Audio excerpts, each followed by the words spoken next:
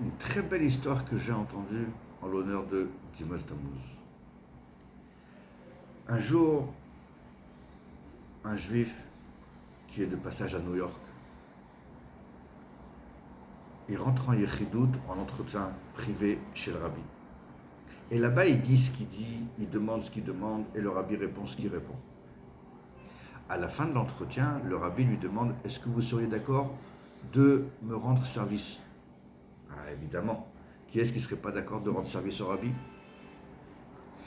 Le rabbi lui dit: dans ce cas-là, veuillez vous rendre au secrétariat, ils vont vous remettre quelque chose. Il va au secrétariat, Rav Khadakov, qui est le secrétaire principal du rabbi, lui remet un paquet de matzot shmorot et lui dit: vous remettrez ça dans la ville de Taylor. Maintenant, cet homme, il ne connaît pas du tout la ville de Taylor, il ne sait pas du tout où ça se trouve, il ne sait même pas que ça existait. Et il demande au Rav Khadakov: mais ça se trouve où?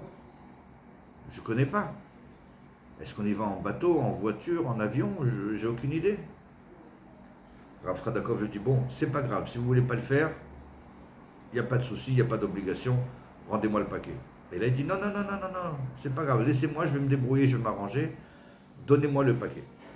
Et dites au rabbi que je vais m'en occuper.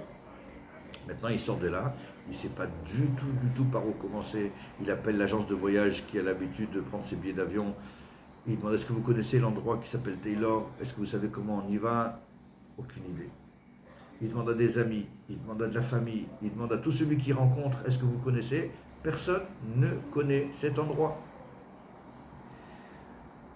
Il ne sait pas quoi faire. Dans 2 heures, c'est son avion pour rentrer chez lui. Il se dit: bon, on va laisser Akadosh Baruch Hu faire son travail, on va laisser le rabbi faire son travail, on va à l'aéroport et puis on verra bien. Il va à l'aéroport, il enregistre ses bagages, il monte dans l'avion, et là, au bout de quelques minutes, il s'endort.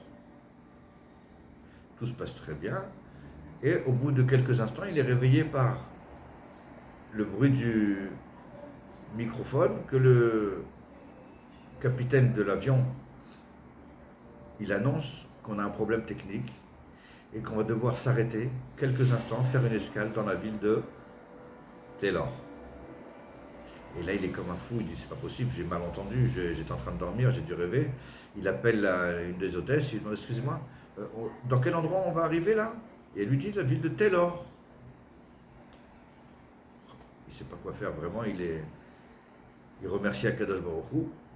Et là, l'avion qui n'était pas censé atterrir à Taylor, donc évidemment tous les passagers qui restent dans l'avion, lui il se lève, il demande autorisation de sortir, et il dit: voilà, d'ici un petit quart d'heure, une demi-heure maximum, je suis là.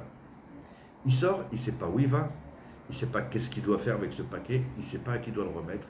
Il sort, et à peine sorti là où est l'arrivée des voyageurs, il y a un couple qui se dirige vers lui: monsieur le rabbin, est-ce que vous avez quelque chose pour nous de la part du rabbi de Lubavitch?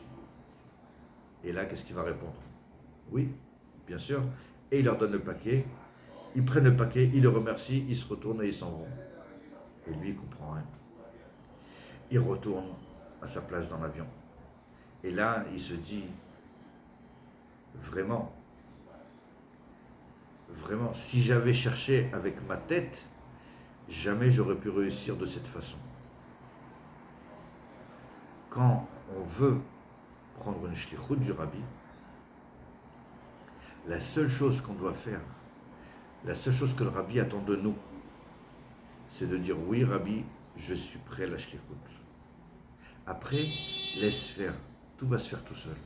Le rabbi va diriger les choses, le rabbi va faire un problème dans l'avion, et comme par hasard, l'avion va s'arrêter dans la ville de Taylor, et la famille va venir vers toi, tu n'auras pas besoin de toi de chercher la famille, c'est eux qui vont venir vers toi.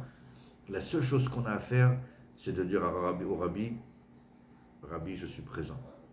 Je réponds positivement, et je suis d'accord.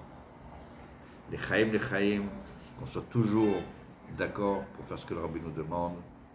Des bonnes nouvelles pour tout le monde.